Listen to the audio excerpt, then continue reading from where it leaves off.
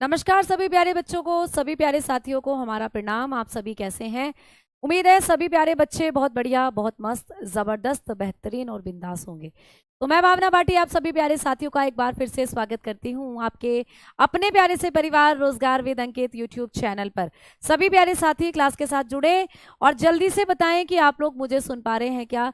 आप लोगों तक मेरी जो आवाज़ है वो बिल्कुल डेफिनेटली पहुंच रही होगी, सब कुछ सही चल रहा होगा और बस आप लोग तैयार हैं। और आपके सामने टॉपिक भी लगा हुआ है, पाचन तंत्र से क्वेश्चन जो बनेंगे आज के प्रैक्टिस सेट में और जो पेपर में, उनको बनाने के लिए आप उत्सुक हो रहे होंगे, एक्साइटेड हो रहे होंगे क्योंकि आप लोगों की जो तैयारी है वो एकदम बढ़िया है। और जब तैयारी बेहतरीन होती है तो ऐसा लगता है कि पेपर कब हो जाए और कब हम सारे पेपर के क्वेश्चंस को कराएं और जल्दी से जल्दी हम अपने सिलेक्शन को निश्चित कर लें। तो दोस्तों, क्या आपके साथ भी ऐसा ही हो रहा है? आपकी तैयारी बहुत बेहतरीन हो रही है, आप अपनी तैयारी को एग्जामाइन कर पा रहे होंगे इन बुलेट सीरीज में कराए जा रहे प्रैक्टिस सेट्स के जरिए। तो चलिए आइए, आज तीसरा प्रैक्टिस सेट है आप लोगों का, इसके बारे में हम लोग करते हैं बात। क्या क्या डाइजेस्टिव सिस्टम से आप लोगों की तैयारी है। मैंने कल ही आपको बताया कि हम लोग आने मतलब आज के लिए जो पाचक हमारा तंत्र है, डाइजेस्टिव सिस्टम, इससे रिलेटेड क्वेश्चंस करने वाले हैं। तो मेरे ख्याल से सभी बच्चे रिवीजन करके आए होंगे और जो जितने भी क्वेश्चन मैं कराने वाली हूँ 25 एकदम झकास, 25 में से 25 स्कोर तुम्हारा होने वाला है। तो चलिए आइए दोस्तों, सबसे पहले मैं एक बार टाइम टेबल दिखा दूं। टाइम टेबल मैंने आपको कल भी दिखाया था, परसों भी दिखाया था, आप लोगों को अब तक समझ आ गया होगा। जिन बच्चों को नहीं पता एक बार इसका स्क्रीनशॉट ले लीजिएगा दोस्तों, ये टाइम टेबल आप अपने पास सेव कर लीजिएगा। इसी के अकॉर्डिंगली ये जो सीरीज है आप लोगों की चल रही है। तो आइए, आज का पाचन तंत्र का जो पहला प्रश्न है वो आपकी स्क्रीन पर है और आपको दिखाई भी दे रहा है। इस क्वेश्चन को बड़े आराम से पढ़ना है और बड़े ही आराम से मुझे यहाँ पर आंसर बताना है। तो कह रहा है, मानव में दंत विन्यास के संदर्भ में निम्न में से कौन सा कथन असत्य है। दोस्तों ध्यान से पढ़ना, असत्य पूछ रहा है, रोंग स्टेटमेंट पूछ रहा है, इनकरेक्ट स्टेटमेंट आपको पूछ रहा है। तो मानव में दूध के दांतों की संख्या 20 होती है, ये तो हमें सही लगी बात। जबकि शेष दांत 12 स्थायी होते हैं, कतई सही है। कृंतक भोजन को काटते हैं जबकि रत्नक भोजन की चीड़फाड़ करते हैं, यानी कि आपके जो इंसीजर हैं ये भोजन को बाइट करते हैं और दोस्तों जो केनाइन होते हैं ये टीयर करते हैं फूड को, बिल्कुल सही बात है। वयस्कों में कृंतक की संख्या 8 होती है। In adult the number of canine sorry incisor is 8। तो बताएं कौन सा यहाँ पर स्टेटमेंट जो है वो असत्य आपको दे रखा है। तो हमने बात करी है, बच्चे बता रहे हैं डी यहाँ पर सही होगा। बिल्कुल भैया, कोई भी गलत नहीं है। आपने देखा है कि मानव के अंदर जो दांत होते हैं, दूध के दांत, वो 20 होते हैं और 12 जो दांत होते हैं वो स्थायी होते हैं, परमानेंट टीथ होते हैं, जीवन काल में एक बार ही निकलते हैं, है ना। कृंतक जो है भोजन को काटते हैं, बिल्कुल सही बात है। रदनक भोजन की चीड़फाड़ करते हैं। ये जो रदनक होते हैं कैनाइन, ये किस में पाए जाते हैं? मांसाहारी जीवों में। जो मांसाहारी जीव होते हैं ये उसमें पाए जाते हैं। जो कार्निवोर होते हैं उनके अंदर ये पाए जाते हैं ताकि वो मांस को फाड़ सके। और ये जो रदनक, ये जो कृंतक होते हैं, इनको हम स्माइलिंग टीथ के नाम से भी जानते हैं, मुस्कुराने वाले दांत, आपके सामने वाले दांत होते हैं ये। और वयस्कों में कृंतक की संख्या 8 होती है। भैया जो बालक होते हैं उनमें भी तो कृंतक की संख्या 8 ही होती है। तो वयस्कों में, और आपने कहा जो बालक होते हैं, है ना, बालक जो होते हैं उनमें भी ये जो कृंतक की संख्या होती है वो 8 ही होती है। अच्छा, बच्चों में कौन से दांत नहीं होते हैं? बच्चों में प्री मोलर नहीं पाए जाते। तो प्री मोलर अग्र चणवक जो दांत होते हैं ये बच्चों के अंदर दोस्तों नहीं होते हैं। ठीक है, तो बिल्कुल आपका यहाँ पर डी ऑप्शन क्या हो जाएगा? सही हो जाएगा, है ना। आ जाओ आगे बात करते हैं, नेक्स्ट क्वेश्चन की तरफ बढ़ेंगे। सेकेंड क्वेश्चन, जिह्वा के संदर्भ में असंगत युग्म का चयन कीजिए। दोस्तों यहाँ पर आपकी जो जीभ है, आपकी जो टंग है, ये वाली जो जीभ है, इसके बारे में पूछ रहा है। तो जीभ के बारे में आपको बताना है कि यहाँ पर कौन सा असंगत है, यहाँ पर कौन सा मैच ओड है, कौन सा अलग आपको दिख रहा है। तो जीभ का जो सबसे आगे वाला भाग है वहां पर हम मीठा रसगुल्ला टेस्ट करते हैं, बिल्कुल सही है।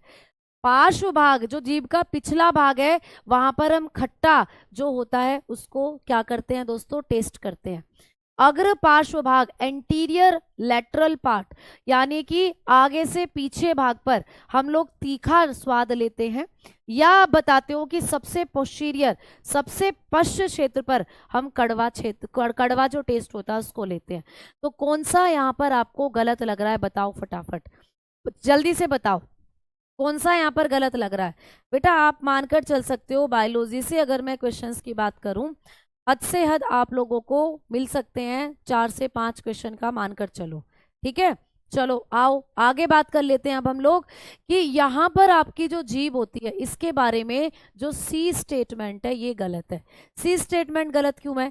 जब आप अपनी जीभ की बात करते हो तो आपकी जीभ पर सबसे आगे मीठा होता है, बिल्कुल सही बात है। यहाँ पे आप स्वीट टेस्ट लेते हो, ये वाले जो रीजन होते हैं, ठीक है, आगे से पीछे वाले रीजन, यहाँ आप नमकीन टेस्ट करते हैं। कौन सा टेस्ट करते हो दोस्तों? नमकीन। तो आपको क्या कह रहा है? लेटरल रीजन, पार्श्व क्षेत्र, यहाँ पर खट्टा स्वाद फील होता है, बिल्कुल इसको आप बता सकते हो कि ये खट्टा है, यहाँ पर खट्टा है। लेकिन यहाँ पे कह रहा है एंटीरियर लेटरल, आगे से पीछा। एंटीरियर लेटरल का मतलब है अग्र पश्च क्षेत्र, अग्र पश्च क्षेत्र तो ये हुआ, और यहाँ पर तो नमकीन टेस्ट फील होता है, लिखा हुआ है तीखा, तो यहाँ पर ये क्या हो गया है? गलत।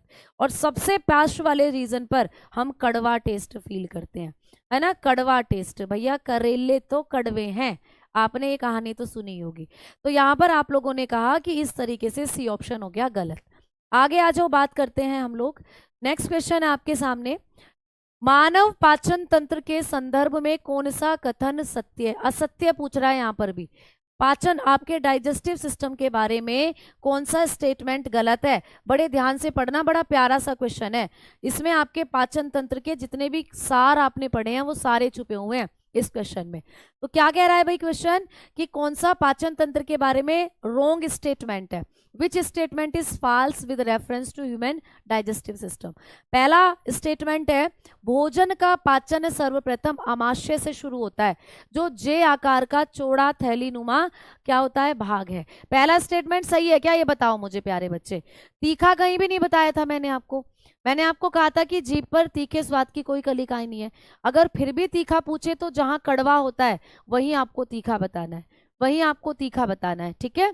अब देखो पहला स्टेटमेंट गलत है, क्योंकि पाचन की क्रिया आपके आमाशय से शुरू नहीं होती, पाचन तो मुख से शुरू हो जाता है। आहार नाल का पहला भाग माउथ है, यहीं से डाइजेशन शुरू होता है, तो ये स्टेटमेंट गलत। छोटी आंत आहार नाल का सबसे लंबा भाग है, जहां भोजन का सर्वाधिक पाचन एवं अवशोषण होता है, ये बिल्कुल सही बात है ना। आगे देखें तो बड़ी आंत में सेल्यूलोज का पाचन एवं जल का अवशोषण होता है। भाई बड़ी आंत के अंदर जल का तो अवशोषण होता है, लेकिन सेल्यूलोज का पाचन नहीं होता। ये किसके पाचन तंत्र के बारे में बात हो रही है? मानव के। बेटा मानव, हमारे अंदर तो सेल्यूलोज का डाइजेशन ही नहीं होता, तो इसीलिए ये स्टेटमेंट भी क्या हो गया? हमारे लिए गलत हो गया। तो गलत स्टेटमेंट ही आपको पूछ रहा है, तो आपने कहा पहला और तीसरा गलत है, तो सी ऑप्शन के साथ आप ठोक कर चलोगे ऑप्शन को सही। सी ऑप्शन क्या हो जाएगा यहाँ पर? सही। क्लियर सारी चीजें? आ जाओ आगे बात करते हैं। मजा आया उस क्वेश्चन को करने में? आ जाओ चौथे प्रश्न की तरफ।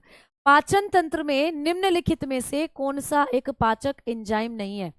Which one of the following is not a digestive enzyme in the human digestive system? तो जब आपने पाचन तंत्र को पढ़ा था दोस्तों, तो आपने ट्रिप्सिन एंजाइम को जरूर पढ़ा था। ट्रिप्सिन कहाँ बन रहा था? आपके अग्नाशय में बन रहा था, ये आपके अग्नाशय के अंदर बन रहा था, आपके पेनक्रियाज के अंदर बन रहा था दोस्तों। अब पेनक्रियाज में बन रहा था तो किसका पाचन कर रहा था? आपने कहा प्रोटीन का डाइजेशन कर रहा था। मैम कैसे? क्योंकि मैंने तो एक ट्रिक बताई थी आपको, जिस भी एंजाइम के नाम के पीछे सीन नजर आए वो प्रोटीन को पचाता है। इसके भी नाम के पीछे सिन नजर आ रहा है, दैट्स मीन ये भी प्रोटीन का डाइजेशन करेगा। कहाँ से निकलता है? आपने कह दिया अग्नाशय से। अगला है दोस्तों टॉयलिन। टॉयलिन जो होता है ये आपकी लार में पाया जाता है, आपकी जो सलाइवा होती है वहां से निकलता है। और किसका डाइजेशन करता है? कार्बोहाइड्रेट का। इसका डाइजेशन करेगा दोस्तों कार्बोहाइड्रेट। अच्छा, जो टॉयलिन होता है ना, इसी को हम लोग एक और नाम से भी जानते हैं। कौन बच्चा बताएगा? टॉयलिन का एक और नाम है, जो आपकी लार के अंदर टॉलिन बनता है, इसका एक और नाम होता है। फटाफट कमेंट सेक्शन में बताओ सारे बच्चे। तो आप लोग बताकर चलते हो कि जो टॉलिन होता है इसी को हम लोग कहते हैं लारिये एमाइलेज। इसी का नाम होता है दोस्तों लारिये एमाइलेज। यानी कि सेलेवरी एमाइलेज इसको कहा जाता है। तो ये सेलेवरी एमाइलेज के नाम से जाना जाता है। और एमाइलेज कहीं भी बने, इसका एक ही काम है, कार्बोहाइड्रेट को पचाना।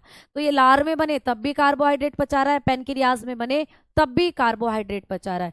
पेप्सिन आपके पेट में बनता है, आपको पता था ना कि पैसे पेप्सिन, पैसे पेट और पैसे प्रोटीन, तो आपके स्टमक में बनता है ये। और किसका डाइजेशन करता है, आपको समझ आ गया होगा, ये प्रोटीन का डाइजेशन करता है, क्योंकि इसके नाम के पीछे भी सीन आ रहा है। तो ये भी किसका डाइजेशन करेगा, प्रोटीन। ये हमने सब पढ़े हैं डाइजेस्टिव सिस्टम में, हमने ये नहीं पढ़ा गैस्ट्रीन। मैम ये क्या है गैस्ट्रीन? तो दोस्तों ये गैस्ट्रीन एक एंजाइम नहीं है, ये जो गैस्ट्रीन होता है ये एक हार्मोन होता है, ये एक पाचक हार्मोन है दोस्तों। अब यहाँ पे तो एंजाइम की बात कर रहा है, आपको कह रहा है कि कौन यहाँ पर पाचक एंजाइम नहीं है, तो ये तो पाचक एंजाइम नहीं है गैस्ट्रीन, ये तो हार्मोन होता है। तो ये तो एक डाइजेस्टिव हार्मोन है, एक अकेलौता ऐसा हार्मोन जो पाचन करता है। तो डाइजेस्टिव हार्मोन कहाँ से निकलता है दोस्तों? गैस्ट्रीन, गैस्ट्रिक से निकलता है। गैस्ट्रिक किसको कहते हैं? आपके पेट को कहते हैं। तो ये आपके स्टमक आपके गैस्ट्रिक से निकलता है, ये बात भी आप लोग याद रखोगे, आपके पेट से निकलता है। और आपके पेट के अंदर जो आपकी पेट की दीवारें हैं जो गैस्ट्रिक जूस बनाती हैं, उसके उनको निकालने में मदद करता है। तो दोस्तों ये गैस्ट्रीन एक पाचक हार्मोन है, ये आपके पेट से निकलता है। आ गई आपको सभी को बात समझ में?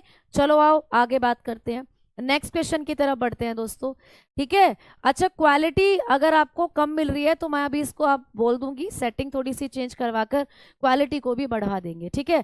अगर जो स्ट्रीमर क्लास करा रहे हैं वो प्लीज एक बार सेटिंग को चेक कर लीजिएगा बेटा। चलो आओ आगे बात करते हैं। पांचवा प्रश्न है, सूची 1 को सूची 2 से सुमेलित करना है आप लोगों को, मैच। यहाँ पे आपको कॉलम दिए हुए हैं, उनको मैच करना है। अब चलो करते हैं, बड़ा मजा आएगा करने में, सारी चीजें आपको पता है, तो करो दोस्तों, आओ मेरे साथ। यहाँ पे दिखा हुआ है HCl। अच्छा HCl कहाँ होता है? तुम्हारे पेट में बनता है HCl, मैंने कहा था ना आपके पेट में एक एसिड बनता है HCl। तो ये क्या काम करता है HCl? एंजाइम को जगाता है भैया। जैसे जब तुम स्कूल जाते थे तो मम्मी तुम्हें जगाती थी सुबह, वैसे ही HCl पेट में एंजाइम जो बन रहे हैं, पेप्सिन एंजाइम जो पेट में बन रहा है उसको जगाता है। फिर पितरस क्या काम करता है? ये वसा का इमल्सिफिकेशन, फैट को डाइजेस्ट करता है दोस्तों, ठीक है। अब आगे बात करते हैं, ट्रिप्सिन क्या काम करता है? तो ट्रिप्सिन के पीछे आ रहा है सीन, तो प्रोटीन का पाचन करता है। मैंने कहा था लाइपेज क्या करेगा? ये डाइजेशन ऑफ फैट करता है, वसा का डाइजेशन। एमाइलेज कहीं भी पाया जाएगा, कार्बोहाइड्रेट का पाचन करेगा, मैंने अभी अभी बताया था। तो फर्स्ट का फिफ्थ एक ऑप्शन में यहाँ भी दिया हुआ है, यहाँ भी और यहाँ भी। सेकंड का फर्स्ट दिया हुआ है यहाँ पर, यानी इन दोनों में से कोई सही है। और थर्ड का फोर्थ दिया हुआ है, तो डी ऑप्शन को ठोक कर चलो, डी ऑप्शन को ठोक कर चलना है। बच्चे सी के साथ चल रहे हैं, बच्चे चल रहे हैं भैया बी के साथ। तो आप लोगों को यहाँ पे क्या करना है? यहाँ पर चीजों को अच्छे से देखकर चलना है, ठीक है। तो यहाँ पे आपका डी ऑप्शन क्या हो जाएगा? सही हो जाएगा। आओ नेक्स्ट क्वेश्चन की तरफ बढ़ रहे हैं। छठा प्रश्न है, प्रोटीन के विघटन द्वारा निर्माण होता है। दोस्तों जो प्रोटीन होता है, प्रोटीन के विघटन के द्वारा किसका निर्माण होता है? Which is formed by the break down of protein. जब आप खाना खाते हैं, आपके खाने में जो प्रोटीन होते हैं, है ना, ये प्रोटीन जब आपके खाने में होंगे तो आपके खाने के अंदर ये प्रोटीन जब पच जाएंगे तो इनका विघटन किस में हो जाएगा? बताओ, प्रोटीन का डाइजेशन किस में होता है? यानी प्रोटीन की सबसे छोटी इकाई हम किसको कहते हैं? प्रोटीन की सबसे छोटी यूनिट हम किसको कहते हैं? बताओ। वसीय अम्ल। वसीय अम्ल तो वसा की सबसे छोटी यूनिट होती है, वसा बोले तो फैट। तो फैट जब डाइजेस्ट होगा तो फैटी एसिड में कन्वर्ट होगा। ग्लूकोज तो कार्बोहाइड्रेट की सबसे छोटी यूनिट होती है, कार्बोहाइड्रेट जब आपके शरीर में पचते हैं तो ग्लूकोज में कन्वर्ट होते हैं दोस्तों। तो ये तो कार्बोहाइड्रेट की सबसे छोटी यूनिट हो गई, है ना, कार्बोहाइड्रेट की सबसे छोटी यूनिट हो गई, बिल्कुल। अच्छा, एंजाइम। एंजाइम तो पाचन करने वाले कुछ केमिकल होते हैं, पाचक करने वाली प्रोटीन इनको कहा जाता है ना। पाचक प्रोटीन के नाम से भी जानते हैं एंजाइम को हम लोग, डाइजेशन प्रोटीन इनको कह देते हैं, है ना, पाचन करने वाली प्रोटीन इनको हम कह देते हैं, क्योंकि आपके शरीर में जो भी एंजाइम बनते हैं, जो भी हार्मोन बनते हैं, वो प्रोटीन ही होते हैं। अब बचा एक अमीनो एसिड, बिल्कुल सही बात। तो प्रोटीन की सबसे छोटी इकाई कहा जाता है अमीनो एसिड को, ठीक है। तो जब प्रोटीन आप लोगों के टूटते हैं तो ये कौन से बॉन्ड में टूटते हैं? तो आप कहोगे प्रोटीन टूटते हैं पेप्टोन बॉन्ड के अंदर, पेप्टोन, ठीक है। तो प्रोटीन जो होते हैं इनके अंदर पेप्टोन नाम के बॉन्ड होते हैं, या पेप्टोइड बॉन्ड भी उनको आप बोल सकते हो। तो यहाँ पे कहा कि प्रोटीन के अंदर जो बॉन्ड होते हैं वो पेप्टोन या पेप्टोइड बॉन्ड होते हैं। अच्छा, कार्बोहाइड्रेट में कौन से बंद होते हैं? आपने कहा ग्लाइकोसिडिक। ग्लाइकोसिडिक बॉन्ड होते हैं किसके अंदर? कार्बोहाइड्रेट के अंदर। Glycosidic, clear? ग्लाइकोसिडिक बॉन्ड होते हैं किसमें? आपने कहा कार्बो, इसमें ग्लूकोज में या कार्बोहाइड्रेट में। वसाओं में कौन से बॉन्ड होते हैं? एस्टर बॉन्ड होते हैं, एस्टर बॉन्ड। तो एस्टर बॉन्ड जो होते हैं ये वसाओं के अंदर देखने को मिलते हैं। ठीक है दोस्तों, चलो आओ आगे बात करते हैं। चलते हैं 7वें प्रश्न की तरफ। माँ के दूध से शिशु को सबसे महत्वपूर्ण पदार्थ क्या मिलता है? बताओ। जब हम लोग जब भी कोई बच्चा जन्म लेता है तो माता का दूध उसके लिए सबसे बेस्ट होता है। आप लोगों ने भी, हमने भी, सबने माता का दूध पिया। तो माता के दूध में ऐसा क्या होता है जो बच्चे के लिए बहुत महत्वपूर्ण वो माना जाता है? वसा होती है, फैट, प्रोटीन होता है दोस्तों, एंटीबायोटिक्स होते हैं, या फिर एंटीबॉडीज होती हैं। तो जल्दी से आप लोग बताएंगे कि बच्चों के, जो माता से बच्चों को दूध मिलता है, इसमें सबसे ज्यादा क्या होता है? बी ऑप्शन बच्चे बता रहे हैं, बी। तो बेटा यहाँ पर माता के दूध से बच्चे को मिलती है एंटीबॉडीज। माता के दूध से बच्चे को रोगों से लड़ने की क्षमता मिलती है, और ये रोगों से लड़ने की क्षमता कौन देते हैं? एंटीबॉडीज। तो ये देते हैं रोग प्रतिरोधक शक्ति। तो रोग प्रतिरोधक शक्ति मिलती है दोस्तों बच्चे को माता के दूध से। अच्छा, माता के दूध में ऐसी कौन सी इम्यूनोग्लोबिन होती है? जो बच्चा जो होता है उसको माता के दूध से मिलने वाली इम्यूनोग्लोबिन कौन सी होती है? तो आप बताकर चलते हो इम्यूनोग्लोबिन ए, ये माता के दूध में होती है, और ये रोगों से लड़ने की शक्ति देती है दोस्तों हमें। तो इसीलिए बच्चों के लिए माता का दूध बहुत जरूरी होता है। ठीक है, तो बिल्कुल डी ऑप्शन के साथ हम लोग बढ़ेंगे। क्लियर? आओ नेक्स्ट क्वेश्चन की तरफ बढ़ते हैं। 8वां प्रश्न है, टॉयलिन किस ग्रंथि से उत्पन्न होती है? दोस्तों टॉयलिन क्या होता है? टॉयलिन है क्या? तो टॉयलिन एक पाचक एंजाइम है दोस्तों। टॉयलिन क्या होता है? एक पाचक एंजाइम है। और ये जो टॉयलिन है ये एक डाइजेस्टिव एंजाइम है। तो ये कहाँ से निकलता है बताओ? टॉयलिन कहाँ से निकलता है? फटाफट से बताएंगे सारे बच्चे। जो टॉयलिन होता है ये एक पाचक एंजाइम है। ये कहाँ से निकलता है? स्तन ग्रंथियों से, अश्रु ग्रंथियों से, लार ग्रंथियों से, या यकृत से? तो बच्चे बता रहे हैं लार ग्रंथियों से। बहुत बढ़िया। तो लार ग्रंथियां आपके मुख में होती हैं, आपके माउथ में होती हैं, और ये लार ग्रंथियां जो होती हैं यही टॉयलिन का सीक्रेशन करती हैं। और लार ग्रंथियां कितनी है? 3 होती हैं, दिखाई दे रही है, पैरोटिड, सबमैंडिब्यूलर और सबलिंगुअल। ये 3 तरीके की लार ग्रंथियां आपके मुख में होती हैं। इनमें सबसे बड़ी लार ग्रंथि होती है पैरोटिड, ये सबसे बड़ी लार ग्रंथि है दोस्तों, और सबसे छोटी होती है सबलिंगुअल। तो सबलिंगुअल सबसे छोटी है, और ये जो आपकी पैरोटिड होती है ये सबसे बड़ी लार ग्रंथि है। अच्छा, लार आपके मुख में डेली कितनी बनती है बताओ? लार का अमाउंट बताओ, आपके मुख में डेली कितना लार बनता है?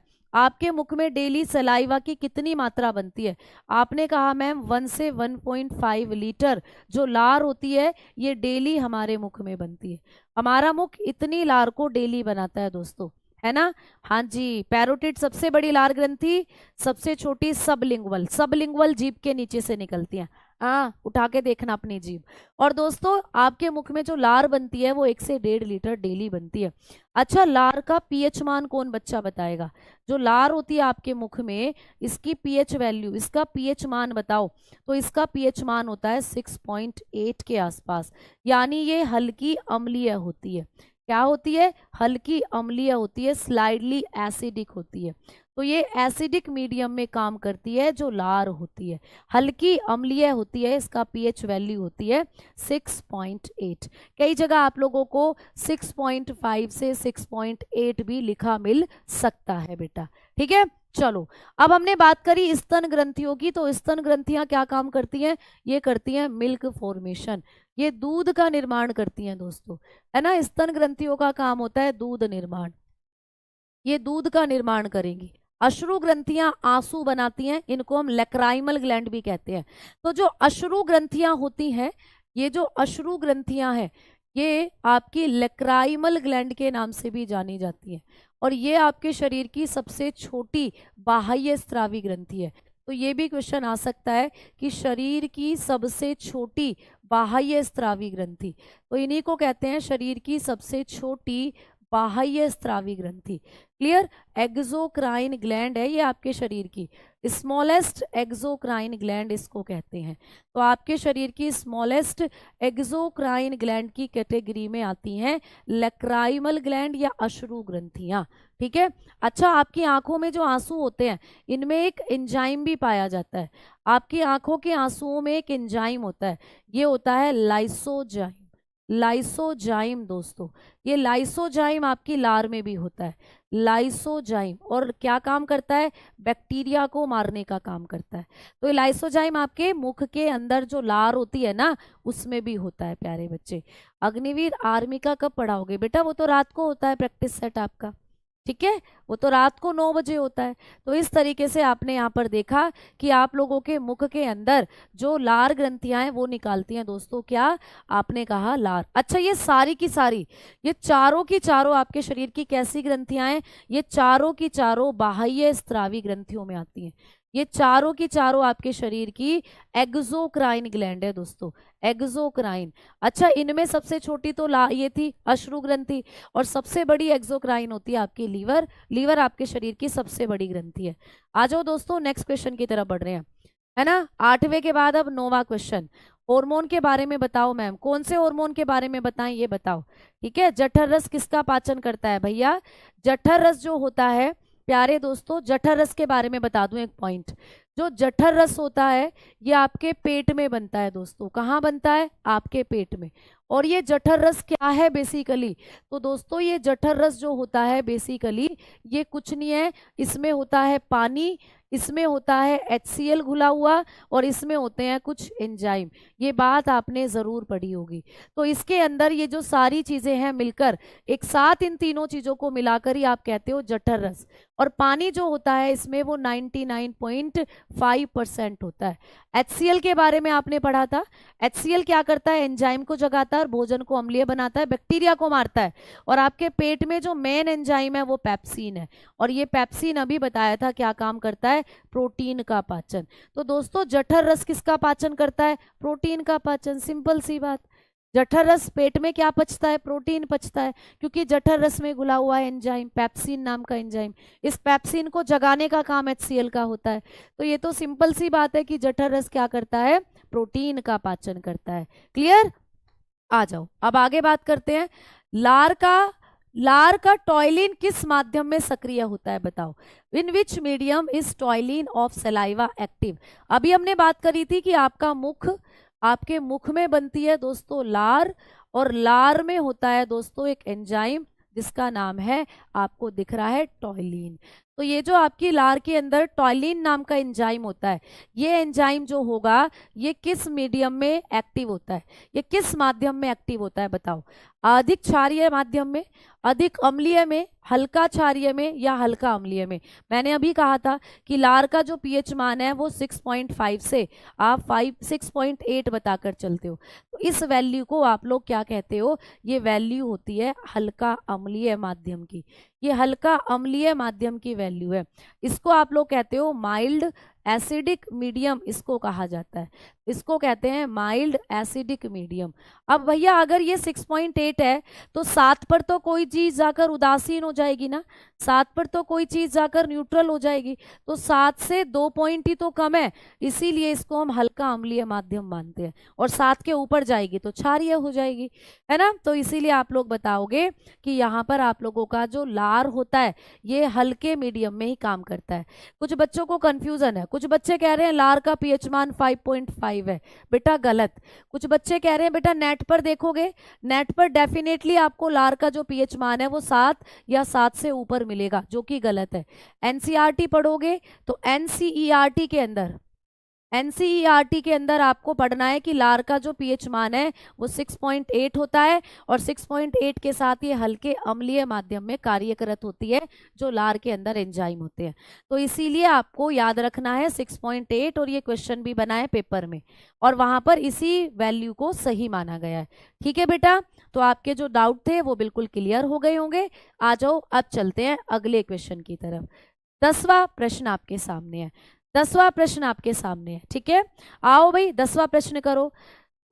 मैम भोजन, एक बच्चे का डाउट आ रहा है, संडे को क्लास होगी? नहीं बेटा, कल भी नहीं होगी, कल आपकी मैथ्स की क्लास होगी। ये बुलेट सीरीज के जो प्रैक्टिस सेट हैं आपके मंडे से फ्राइडे हुआ करेंगे और संडे में आप स्पेशली जो मैथ्स है उसको किया करोगे। ठीक है बेटा, चलो बताओ जल्दी। मानव शरीर के किन कोशिकाओं में सबसे कम पुनः योजन शक्ति होती है? आपकी बॉडी के अंदर वो कौन सा अंग है जिसकी पुनः जनन क्षमता सबसे कम होती है? Which cell of human body have the least regeneration power? तो आप लोग बताकर चलते हो सबसे कम पुनः जनन क्षमता मस्तिष्क कोशिकाओं की होती है ना। आपका मस्तिष्क, अगर आपकी मस्तिष्क की कोशिकाएं डैमेज हो जाएं तो फिर वो दोबारा से रिपेयर नहीं होती। क्यों नहीं होती? क्योंकि मस्तिष्क की कोशिकाओं में विभाजन नहीं होता। भैया विभाजन नहीं होता तो नई कोशिकाएं नहीं बनती। अब विभाजन नहीं होता तो नई कोशिकाएं नहीं बनती और पुरानी वाली डैमेज हो गई तो फिर तो ये खराब ही रहती है, नॉट डिवाइडेड, ये डिवाइडेड नहीं होती हैं, तो दैट्स वाई ये पुनः जनन नहीं कर पाती हैं। लेकिन अगर हम बात करते हैं यकृत की तो इनमें सबसे ज्यादा पुनः जनन क्षमता होती है। इनमें क्या होता है? सर्वाधिक पुनः जनन क्षमता। तो आपको कभी भी पूछे कि कौन सी कोशिकाएं ऐसी हैं हमारी जो बहुत तेजी के साथ डिवीजन करती हैं, तो इनमें सबसे ज्यादा पुनः जनन क्षमता होती है लीवर की कोशिकाओं में। मोर रीजनरेशन पावर, इनके पास सबसे ज्यादा रीजनरेशन पावर होती है लीवर के पास। अच्छा, लीवर कौन से पाचक रस का निष्कासन करता है? कौन सा पाचक रस है जो लीवर निकालता है? कौन सा डाइजेस्टिव जूस है जो लीवर से निकलता है? तो आपने बताना है पितरस दोस्तों, आपने बताना है पितरस यानी कि बाइल जूस। तो लीवर हमारा निकालता है बाइल जूस और ये बाइल जूस किस पर जाकर काम करता है? ये बाइल जूस वसा पर जाकर काम करता है। ये वसा का पाइसीकरण करता है, यानी वसा के बड़े बड़े अणुओं को छोटे छोटे अणुओं में तोड़ता है। तो ये करता है इमल्सिफिकेशन ऑफ फैट, इसका काम होता है इमल्सिफिकेशन करना। ये जो वसा होती है ना, जो आपने घी खाया, तेल खाया, उसके बड़े बड़े अणुओं को छोटी छोटी बूंदों में तोड़ता है जो बाइल जूस होता है। अच्छा, बाइल जूस का जो हेल्प है वो कौन सा एंजाइम करता है? तो बाइल जूस की हेल्प करता है लाइपेज नाम का एंजाइम, लाइपेज नाम का एंजाइम। तो बाइल जूस जो है इसकी हेल्प करता है लाइपेज नाम का एंजाइम वसा को पचाने में। ठीक है, तो यहां से आपका ए ऑप्शन क्या हो गया दोस्तों? सही हो गया। बहुत बढ़िया, आप कर रहे हो। आओ आगे बात करते हैं। 11वां प्रश्न, मनुष्य के जीवन काल में कितने दांत 2 बार विकसित होते हैं? भाई बताओ, तुम्हारे मुख में जो दांत हैं, 32 दांत है तुम्हारे मुख में, और तुम्हारे मुख में जो 32 दांत है इसमें से कितने दांत 2 बार निकले थे? बताओ, जल्दी से बताओ सारे बच्चे। बहुत बढ़िया, सारे के सारे बच्चे फटाफट से बताएं आपके मुख के अंदर कितने दांत हैं जो 2 बार निकले हैं। आप कहोगे मैम 20, बिल्कुल। तो दोस्तों 32 दांत हमारे मुख में है, 32 में से 20 दांत 2 बार उगते हैं, है ना, और दोस्तों 12 दांत एक ही बार उगते हैं, है ना। तो इसीलिए आपने जो ये 20 दांत होते हैं इनको मिल्क के टीथ भी कहते हैं, मिल्क टीथ, दूध के दांत आपने सुने होंगे। और ये होते हैं स्थायी दांत, ये स्थायी दांत है, टेम्परेरी नहीं, ये परमानेंट हो जाते हैं। अच्छा मुझे बताओ कि दांत का जो अध्ययन होता है उसको क्या कहते हैं? दोस्तों दांत के अध्ययन को आप लोग क्या कहते हो? जब आपके मुख के अंदर जो दांत हैं इनकी हम लोग स्टडी करते हैं तो इसको हम लोग किस नाम से जानते हैं? मैं आप लोगों के कमेंट सेक्शन में देखना चाहती हूँ। जल्दी से, दांत के अध्ययन को क्या कहा जाता है दोस्तों? जल्दी बताओ सारे के सारे बच्चे। दांत के अध्ययन को मुझे कमेंट सेक्शन में एक साथ दिखने चाहिए सभी बच्चों के कमेंट, एकदम मन खुश कर दो बेटा। दांत के अध्ययन को क्या कहा जाता है? दांत का अध्ययन जो होता है इसको क्या कहा जाता है? Dentology, dentology, odontology, odontology. हाँ, कुछ बच्चे ओ लगाना भूल गए। तो ओडोंटोलॉजी हम लोग किसको कहते हैं? दांतों के अध्ययन को कहा जाता है। और दांतों के जो डॉक्टर होते हैं, ठीक है, ओडोंटोलॉजी, ओडोंटोलॉजी होता है दोस्तों दांतों का अध्ययन, और जो दांत के डॉक्टर होते हैं उनको कहा जाता है डेंटिस्ट। अब दांत जो होता है इसकी सबसे ऊपर की परत को हम लोग किस नाम से जानते हैं? आपका जो दांत होता है इसकी सबसे ऊपर की परत को कहते हैं इनेमल। इनेमल जो कि कैल्शियम फॉस्फेट की बनी होती है, और ये इनेमल आपके शरीर का या जंतु शरीर का सबसे कठोर पदार्थ मानी जाती है। बिल्कुल इस बात को आप लोग जानते हो, ठीक है। तो ये किसकी बनी होती है? कैल्शियम फॉस्फेट की बनी होती है। और दोस्तों सबसे कठोर पदार्थ है आपके शरीर का जो ये इनेमल होती है। क्लियर? चलो भाई नेक्स्ट क्वेश्चन की तरफ। 12वां प्रश्न, मानव शरीर में पाचन का अधिकांश भाग किस अंग में संपन्न होता है? आपके शरीर के अंदर जो आपका पूरा आहार नाल है, आपकी जो पूरी एलिमेंट्री कैनाल है जिसकी लंबाई कितनी होती है? तो एलिमेंट्री कैनाल जो होती है दोस्तों इसकी जो लंबाई होती है वो होती है, आप लोग बताते हो 8 से 10 मीटर, लगभग 30 फीट। ठीक है, तो ये जो आप लोगों की आहार नाल होती है इसका सबसे लंबा पार्ट किसको माना जाता है? तो आपकी आहार नाल का सबसे लंबा पार्ट होती है बड़ी छोटी आंत। ठीक है, आप लोग बताकर चलते हो छोटी आंत, बिल्कुल सही बात है, सी। अच्छा, छोटी आंत की लंबाई कितनी है? तो जो छोटी आंत होती है इसकी अगर हम लंबाई की बात करते हैं तो लगभग ऐसा मानकर चलो कि 6.5 से 7 मीटर तक इसकी लंबाई हो सकती है। ठीक है, कहीं कहीं आप लोगों को 6 से 6.5 भी दे देता है और कहीं कहीं 6 से 7 मीटर दे देता है। तो ऑप्शन के आधार पर फिर आपको करना है चीजें। तो आपको बताना है 6.5 से 7 मीटर तक इसकी क्या हो सकती है? लंबाई हो सकती है। और जो आपकी बड़ी आंत है इसकी लंबाई कितनी होती है? 1 से 1.5 मीटर होती है। अच्छा, जब लंबाई की बात कर रहे हैं तो लंबी छोटी आंत है, फिर उसको छोटी आंत क्यों कह रहे हैं? क्योंकि वो कम पतली होती है और बड़ी आंत चौड़ी ज्यादा होती है। तो आपको चौड़ाई के आधार पर इनको छोटी आंत और बड़ी आंत कहा जाता है। क्लियर?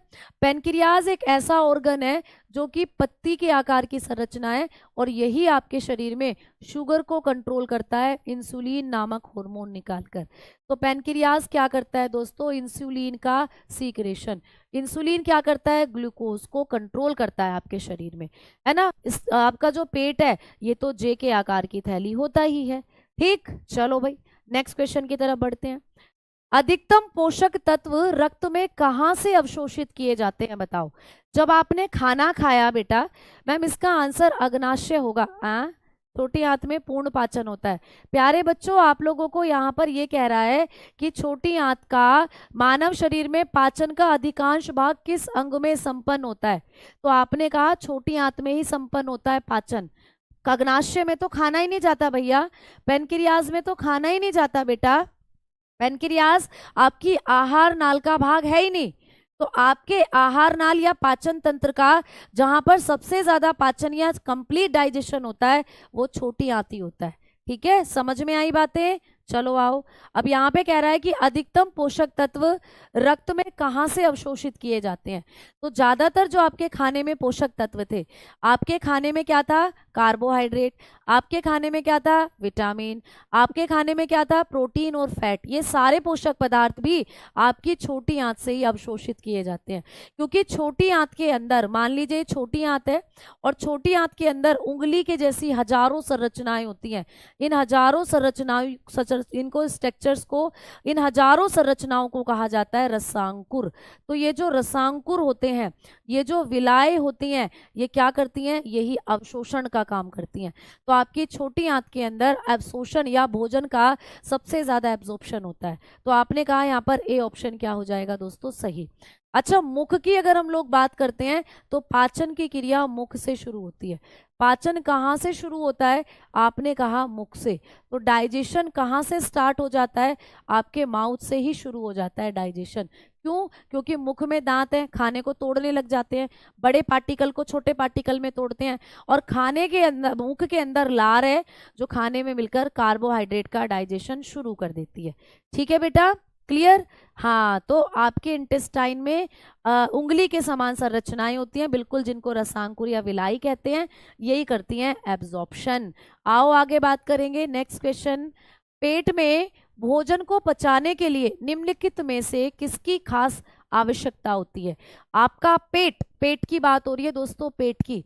ये आपका पेट है, देखो ऐसा होता है आप लोगों का पेट। तो आपके पेट में ऐसा क्या है जिसको पचाने के लिए, खाने को पचाने के लिए आवश्यकता हो रही है चीजों की, तो वो क्या है भैया? हवा। हवा क्या करेगी? हवा तो फेफड़ों में जानी है। पानी। पानी खाना कैसे पचा सकता है? नहीं। एंजाइम, बिल्कुल आपके पेट में घुले हुए हैं एंजाइम। तो आपके पेट के अंदर एंजाइम है। मैम कौन सा एंजाइम है? मैंने कहा था पेट में होता है पेप्सिन एंजाइम, और यही पेप्सिन नाम का जो एंजाइम है क्या करता है? प्रोटीन का पाचन करता है। ठीक है। अच्छा, आपके पेट में जो खाना रखा हुआ होता है, मान लीजिए ये आपके पेट में भोजन पड़ा हुआ है, आपके पेट में रखा हुआ है ये भोजन, तो इस भोजन को हम किस नाम से जानते हैं बताओ? आपके पेट में रखे हुए खाने को हम किस नाम से जानते हैं? फटाफट बताओ सारे बच्चे। ऐसा खाना जो आपके पेट में रखा रहता है, इसको हम किस नाम से जानते हैं? पेट में रखा हुआ खाना किस नाम से जाना जाता है? आप बताते हो कि पेट में रखे हुए खाने को हम लोग काइम कहते हैं। क्या कहते हैं बेटा? काइम कहते हैं। तो काइम ऐसा खाना है जो आपके पेट में रखा हुआ होता है। अच्छा, आपके मुख में रखा हुआ खाना, आपके माउथ में जो खाना रखा हुआ है, उसको हम लोग क्या कहते हैं? उसको हम लोग बोलस कहते हैं, उसको हम लोग लुगदी कहते हैं दोस्तों। तो ऐसे भी आपको क्वेश्चन आएंगे कि मुख में रखे हुए भोजन को क्या कहते हैं? मुख में रखा हुआ भोजन लुगदी है।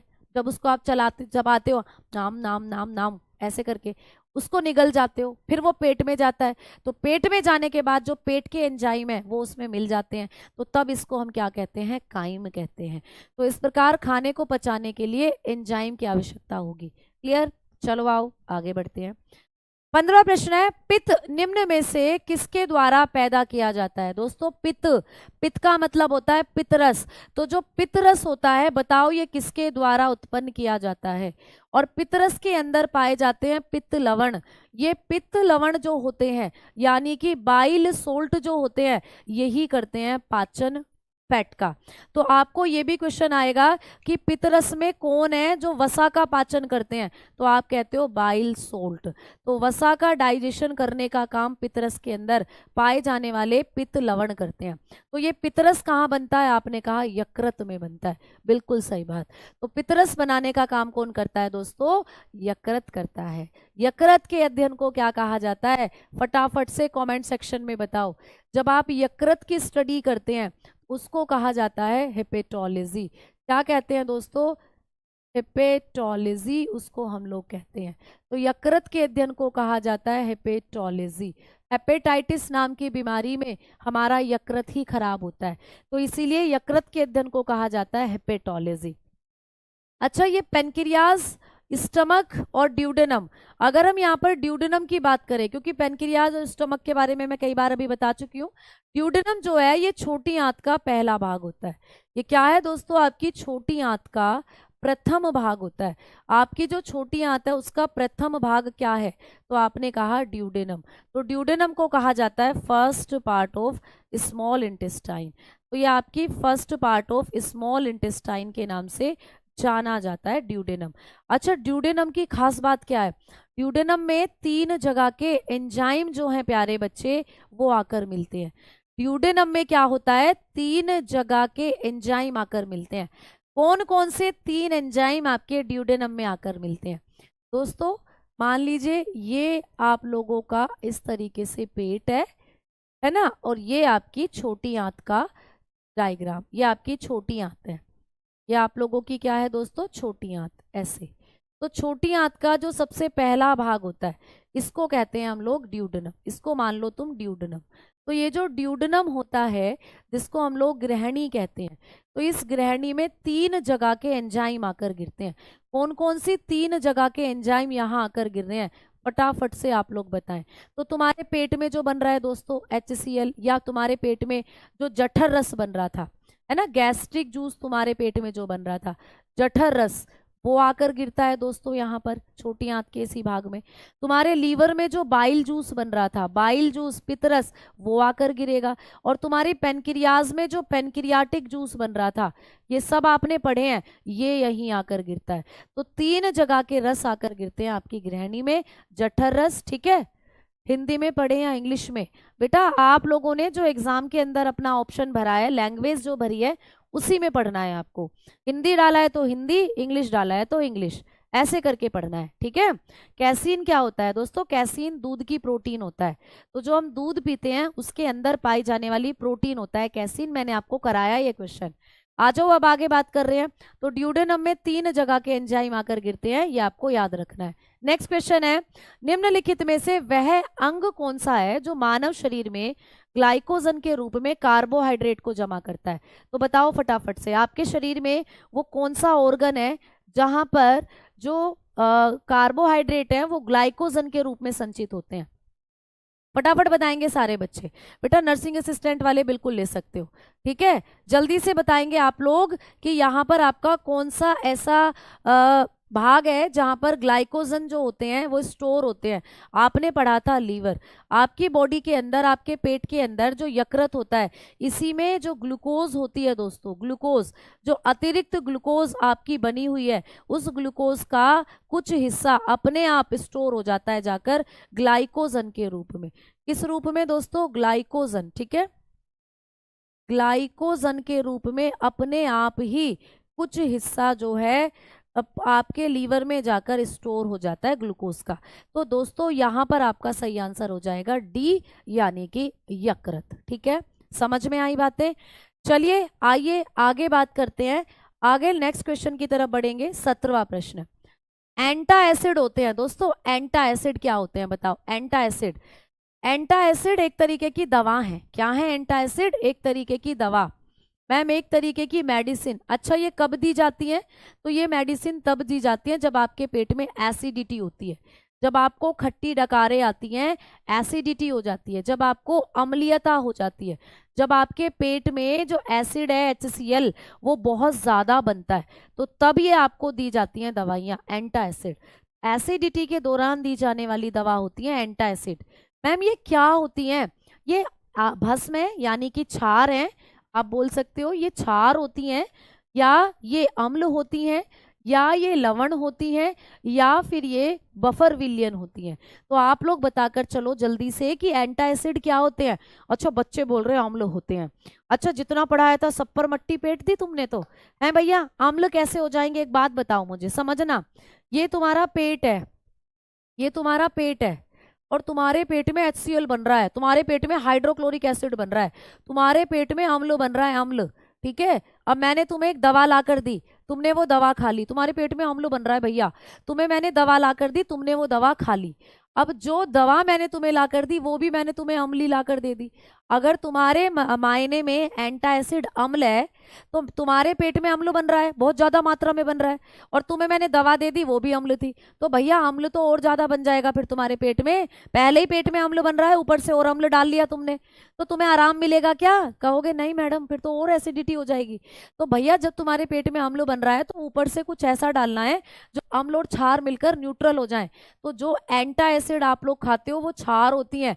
ये क्षार यहाँ जाएगा, अम्ल के साथ मिलेगा, अम्ल और क्षार मिलकर क्या करेंगे भैया? ऐसा माहौल बना देंगे, ना तो अम्ल रहेगा आपके पेट में और ना ही क्षार, दोनों मिलकर उदासीन हो जाएंगे, न्यूट्रल हो जाएंगे। और जैसे ही आपके पेट में न्यूट्रल एटमॉस्फेयर होगा आपको आराम मिलेगा, हाँ या एसिडिटी से रिलीफ मिला। तो भैया जो एसिडिटी, ये आपकी एंटा एसिड दवाइयाँ होती हैं, ये क्षार होती हैं। एंटा एसिड दवाइयाँ क्या होती है? मैंने बताया भी था, क्षार होती हैं। और इनमें क्या डलता है? इन्हीं में तो डालते हैं मैग्नीशियम हाइड्रोक्साइड। जो मैग्नीशियम हाइड्रोक्साइड है वो एक अम्ल है क्या? वो भी तो एक क्षार होता है, वो भी तो एक क्षार होता है। तो ऐसे क्वेश्चन गलत नहीं करने तुम्हें।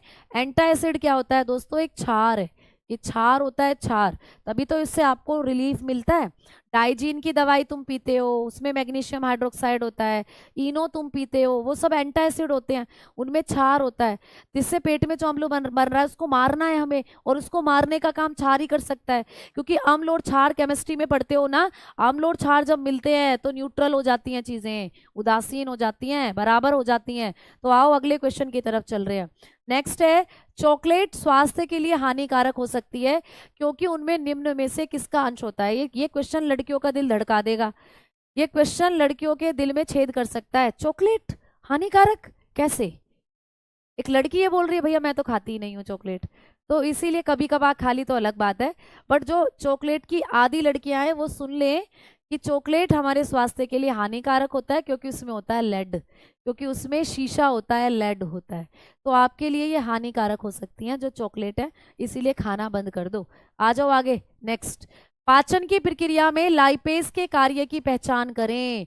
जब पाचन की प्रक्रिया होती है तो लाइपेज क्या काम करता है दोस्तों? लाइपेज है ना, एमाइलेज कार्बोहाइड्रेट को पचाता है, जिस भी एंजाइम के पीछे सीन आए वो प्रोटीन को पचाता है।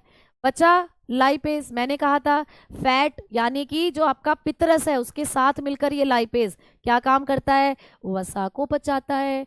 तो यहाँ पर क्या होता है दोस्तों? रुक्षांश भैया, रफेज तो कभी पचते ही नहीं है, ये तो मोटा चारा है, मोटा, ये तो तुम्हारे मल को बाहर खींच कर लाते हैं, तो रफेज तो मोटा चारा होते हैं, इनको पचाने के लिए कोई एंजाइम नहीं है। तो ये क्या करता है भैया? लाइपेज पाइसीकृत वसा का विघटन करता है।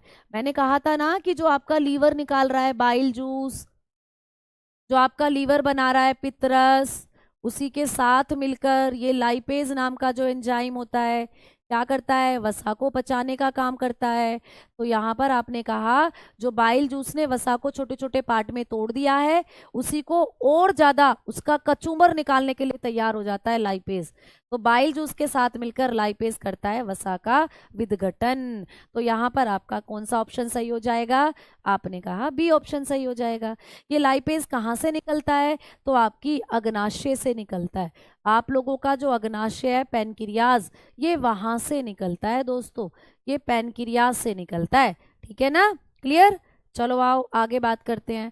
20, यकृत के संबंध में निम्नलिखित में से कौन सा कथन सही नहीं है? आपके लीवर के बारे में कौन सा स्टेटमेंट सही नहीं है बताओ? यह उदर के ऊपरी भाग में बाईं ओर स्थित होता है, यानी कि लेफ्ट साइड होता है। ध्यान से पढ़ लो सारी चीजों को। यह पित्त रस को स्त्रावित करता है जो पित्ताशय नामक थैली में जमा होता है। कतई सही बात है, लीवर बनाता है ना पित्तरस, वो एक थैली में जमा होता है ना। शरीर की सबसे बड़ी ग्रंथि है, बिल्कुल सही बात।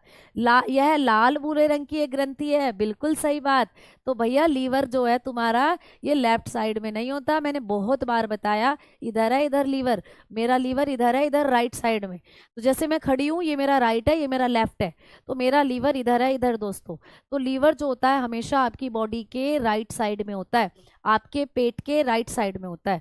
यहाँ तो लेफ्ट लिखा हुआ है, तो ये तो रोंग स्टेटमेंट हो गया, रोंग ही पूछ रहा है, तो पहला कथन यहाँ पर क्या हो गया? गलत हो गया, है ना। चलो आ जाओ अगले क्वेश्चन की तरफ। मानव में स्टार्च जैसे कार्बोहाइड्रेट का पाचन निम्नलिखित में से किस भाग में शुरू होता है? भाई आपकी बॉडी के अंदर जो स्टार्च है, स्टार्च क्या है बेटा? एक कार्बोहाइड्रेट है। तो कार्बोहाइड्रेट का पाचन किस भाग में शुरू हो जाता है बताओ? कार्बोहाइड्रेट कहाँ पचने शुरू हो जाते हैं बताओ सारे बच्चे? सारे बच्चे बताओ कि कार्बोहाइड्रेट कहाँ पचना शुरू हो जाता है? रिएक्शन देखो मैडम के, ऐसे ऐसे रिएक्शन देने दिमाग में तुम्हारे ना गड्ढा करने के लिए, जहां से उस गड्ढे में वो क्वेश्चन बैठ सके, तो ऐसे ऐसे रिएक्शन देने पड़ते हैं। जब तुम एग्जाम सेंटर पे बैठे होते हो, कंप्यूटर के सामने एग्जाम दे रहे होते हो, तो ये रिएक्शन ही तुम्हारे दिमाग में जो गड्ढा है उसको खोदते हैं और वो क्वेश्चन बाहर निकल कर आता है और फिर उस क्वेश्चन पर आपको नंबर मिलता है। तो इतनी मेहनत तो करनी पड़ती है तुम बच्चों के लिए, हमारे बच्चे हो तुम। ठीक, देखो भैया, तो स्टार्च जो होता है इसको कार्बोहाइड्रेट में पचाने का जो कार्यक्रम है, पूरी घटना कहाँ शुरू हो जाती है? तो मैंने कितनी बार कहा, तुम्हारा ये जो मुंह है, मुंह, तुम्हारा ये जो मुंह है, मुंह, इसमें तो पाचन की क्रिया शुरू हो जाती है और इसी मुंह के अंदर कार्बोहाइड्रेट पचना शुरू हो जाता है। लार में जो टोलिन था, कितनी बार बताया, टोलिन कार्बोहाइड्रेट का पाचन शुरू करता है। तो घटना कहाँ शुरू होगी भैया पाचन की? तुम्हारे मुख में ही घटनी शुरू हो जाती है घटना। तो मुख गुहिका में, बक्कल कैविटी, बक्कल कैविटी तुमने सुना होगा, तेरे बक्कल तार दूंगी। तो बक्कल तारने का मतलब ये नहीं है, बक्कल कैविटी होती है ये वाली कैविटी, हाँ, जिससे हर दिन बक बक बक बक चलती रहती है। अब मैं पिछले 1 घंटे से बकबकी तो कर रही हूँ यहाँ, तो ये है बक्कल कैविटी, इसी से तो खाना खाते हो, ऐसे चबाते हो, आम नाम नाम नाम। तो यहाँ पर ही पाचन की क्रिया शुरू हो जाती है। अच्छा, ग्रसनी क्या होती है? एक ऐसी नली जो भोजन को पेट में ले जाकर गिरती है, इसका काम है भोजन को आमाशय या पेट में ले जाना। तो ये भोजन को पेट में ले जाती है दोस्तों। ये क्या करती है? फूड जो होता है उसको ट्रांसफर कर देती है स्टमक के अंदर, और वहां पर उसमें HCl और पेप्सिन एंजाइम मिल जाता है। ठीक है, आ जाओ आगे बात करते हैं। 22वां प्रश्न है, 22वां, जुगाली करने वाले पशु, जुगाली जो करते हैं, क्या होता है जुगाली? तुमने एक शब्द सुना होगा चुगली, चुगली करती हैं लड़कियां, चुगली, भैया उसने ये कर दिया, उसने ये कर दिया, देख तो सही उसने ये कर दिया, चुगली करते करते भी मुंह चलता है।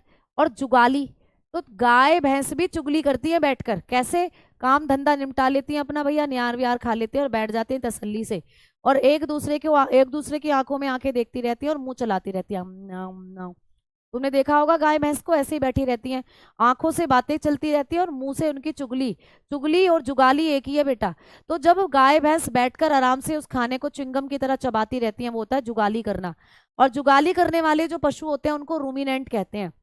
इनके पेट को आप अगर देखो तो 4 सेक्शन में बटा होता है इनका पेट, अंदर की तरफ से इनके पेट में होते हैं ये 4 सेक्शन प्यारे बच्चे, ठीक है। तो आपने कहा कि जो जुगाली करने वाले जानवर हैं, इन जैसे में मौजूद जीवाणु मवेशियों में सेल्यूलोज के पाचन में मदद करते हैं, तो इनके पेट का जो र्यूमन हिस्सा होता है ना, इसमें पाए जाते हैं सेल्यूलोज का पाचन करने वाले जीवाणु, इसमें पाए जाते हैं सेल्यूलोज का पाचन करने वाले जीवाणु। तो इनके र्यूमेन इनके पेट का एक हिस्सा है, इसी में सेल्यूलोज का पाचन होता है दोस्तों।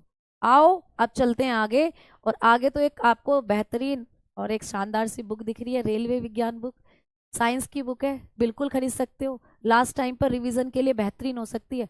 रोजगार विद अंकित एप्लीकेशन पर जाओ, बुक सेक्शन में जाओ और रेलवे विज्ञान बुक है उसको खरीद डालो, वहां पर आपको क्वेश्चन भी मिलेंगे एमसीक्यू चैप्टर वाइज और थ्योरी भी मिलेगी।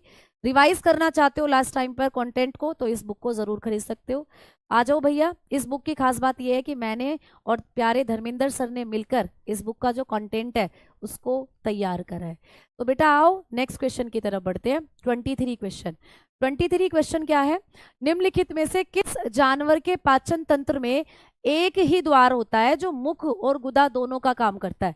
भाई जब तुम खाना खाते हो तो खाना खाते तो मुंह से हो, निकालते उसको गुदा से हो बाहर मल को, तो आपके पास तो खाने के लिए अलग ऑर्गन है और मल त्यागने के लिए अलग ऑर्गन है। लेकिन एक ऐसा जानवर जिसमें मुख और गुदा दोनों एक ही काम करता है, यानी मुख और गुदा दोनों का काम एक ही ऑर्गन कर रहा है, जहां से खाना खा रहा है वहीं से मल को भी निकाल रहा है, तो ऐसा देखने को मिलता है प्लेटीहेल्मिन्थीज में, ऐसा देखने को मिलता है प्लेटीहेल्मिन्थीज में। प्लेटीहेल्मिन्थीज को हम चपटे कृमि के नाम से जानते हैं, चपटा होता है इनका शरीर, इसीलिए इनको हम फ्लैट वॉर्म भी कहते हैं, ठीक है। अच्छा, एरेकिनॉइड्स वगैरह जो होते हैं इनमें मकड़ी वगैरह आ जाती है। आर्थ्रोपोडा सबसे इंपॉर्टेंट है, ये सबसे बड़ा संघ है, जंतुओं का सबसे बड़ा संघ है, बिगेस्ट फाइलम है दोस्तों, ये बिगेस्ट फाइलम है और इसमें आते हैं कीट, सारे के सारे कीट आते हैं दोस्तों इसके अंदर, ऑर्थ्रोपोडा के अंदर, ठीक है। और इकाइनोडर्म जो होते हैं, इकाइनोडर्माटा समुद्री जीव होते हैं, समुद्र में रहते हैं दोस्तों, और इनका एग्जाम्पल हो जाती है जैसे स्टारफिश, स्टारफिश, तारा मीन वगैरह जो है ये इकाइनोडर्माटा में आती है, इनके शरीर पर कांटे होते हैं। अगला प्रश्न है, हमारे शरीर में उपापचय अभिक्रियाएं किसके द्वारा संचालित होती हैं। उपापचय अभिक्रियाओं का मतलब है खाने को पचाने वाली अभिक्रियाएं। तो आपके शरीर के अंदर जो आपकी कोशिकाओं में मेटाबॉलिज्म चल रहा है, आपकी कोशिकाओं से पाचक एंजाइम निकल रहे हैं, आपकी बॉडी के अंदर क्या हो रहा है, हार्मोन निकल रहे हैं, ये सब आपकी मेटाबॉलिक रिएक्शन है, और ये सब प्रोटीन के द्वारा कंट्रोल होती है। इसके द्वारा प्रोटीन, प्रोटीन क्यों चाहिए, प्रोटीन शरीर की मरम्मत के लिए चाहिए और कोशिकाओं के अंदर मेटाबॉलिक रिएक्शन जो चल रही है उसको कंट्रोल करता है जो प्रोटीन होता है, ठीक है। आओ आज की क्लास का अंतिम प्रश्न है, स्तनपान के शुरुआती दिनों में नई माताओं द्वारा स्थापित एक तरल पदार्थों में पोषक तत्व होते हैं जो एक बच्चे की प्रतिरक्षा प्रणाली को बढ़ावा देते हैं और संक्रमण से लड़ने में मदद करते हैं। तो ऐसी महिलाएं जिन्होंने बच्चे को जन्म दिया है, तो जब वो बच्चे को 24 घंटे के अंदर दूध पिलाती हैं अपना, तो महिलाओं के स्तन से जो गाढ़ा पीले रंग का दूध निकलता है उसके बारे में पूछ रहा है, जिससे बच्चे को इम्यूनिटी मिलती है, उसको क्या कहते हैं। तो उस द्रव को कहा जाता है क्लोस्ट्रम। क्या कहते हैं दोस्तों उस द्रव को, इस द्रव को कहा जाता है क्लोस्ट्रम। तो क्लोस्ट्रम के अंदर ही पाई जाती है इम्यूनोग्लोबिन ए, जो कि आपको रोगों से लड़ने की शक्ति देती है, ठीक है। अच्छा, सेरुमेन क्या होता है, ये आपके कान के अंदर पाया जाता है, कान के अंदर एक वैक्स के जैसा पदार्थ जो आपके कान से नहीं निकलता, मोम के जैसा पदार्थ, वो होता है ये। और सिनोविया एक सफेद तरल होता है, सफेद तरल होता है जो आपके घुटने वगैरह के अंदर देखने को मिलता है आप लोगों को, ठीक है। और सीबम आपकी जो पसीना ग्रंथि होती है या आपके चेहरे पर जो होती हैं तेल ग्रंथियां, उनसे निकलता है सीबम। तेल ग्रंथियां, आपके चेहरे पर जो ऑयल ग्लैंड होती हैं वो निकालती हैं सीबम, और इसी सीबम को जीवाणु खाता है दोस्तों। आपके चेहरे पर जो जीवाणु, जब आप अपना चेहरा धोते नहीं हो, आपके चेहरे पर बैक्टीरिया इस सीबम को खाते हैं, और इसी की वजह से फिर तुम्हें आते हैं पिंपल, फिर तुम्हें आते हैं पिंपल, मुहासे। तो सी जो मुहासे होते हैं वो किसके कारण आते हैं? इसी सीबम के कारण आते हैं। ठीक है, सीबम क्या होता है? एक तेल के जैसा पदार्थ जो आपकी स्किन से निकलता है, और उस स्किन पर जब वो निकलेगा तो उसे खाने के लिए बैक्टीरिया आएंगे, और बैक्टीरिया जब उसको खाते हैं तो वहीं लाल लाल हो जाता है और वो पिंपल बन जाता है। तो ये होता है दोस्तों सीबम। ठीक है, चलो भैया आज की क्लास का होमवर्क क्वेश्चन आपके लिए। निम्नलिखित में से कौन सा पाचन तंत्र के स्वास्थ्य के लिए आवश्यक हमारे आहार का अपचनीय भाग है? मैं बता चुकी हूँ कि इनका तो भैया आपके शरीर में पाचन ही नहीं होता, तो कौन आपके शरीर में अपचनीय भाग है आपको बताना है। वसा, रफेज, कार्बोहाइड्रेट या प्रोटीन? तो भैया आपके जो 25 क्वेश्चन थे, कितना स्कोर रहा ये आपको बताना है प्यारे दोस्तों, और आप लोगों को बताना है क्लास कैसी लगी, कितने क्वेश्चन ईमानदारी से आपने ठीक करे, और होमवर्क क्वेश्चन का कमेंट सेक्शन में आपको आंसर देना है। कल मैंने आपको पूछा था कि निम्नलिखित में से किसी मादा फूल के बीज का हिस्सा कौन सा होता है, तो डी मतलब मादा का सबसे ऊपरी हिस्सा कौन सा है, तो स्टिग्मा उसका सही आंसर था। तो जो कल होमवर्क क्वेश्चन पूछा था उसका डी ऑप्शन सही था दोस्तों, स्टिग्मा, उसका डी ऑप्शन सही था, स्टिग्मा। बहुत से बच्चों ने बिल्कुल सही आंसर दिया है। अब आपको इसका भी आंसर देना है 26 का, और मिलते हैं दोस्तों कल, तो नहीं मिलेंगे, परसों नहीं मिलेंगे, अब मिलेंगे मंडे में। ठीक है, तो जय हिंद, जय भारत सभी दोस्तों को। मंडे का जो टॉपिक होगा वो होगा आप लोगों का स्केलेटल सिस्टम, हड्डियों के बारे में पढ़ेंगे मंडे में।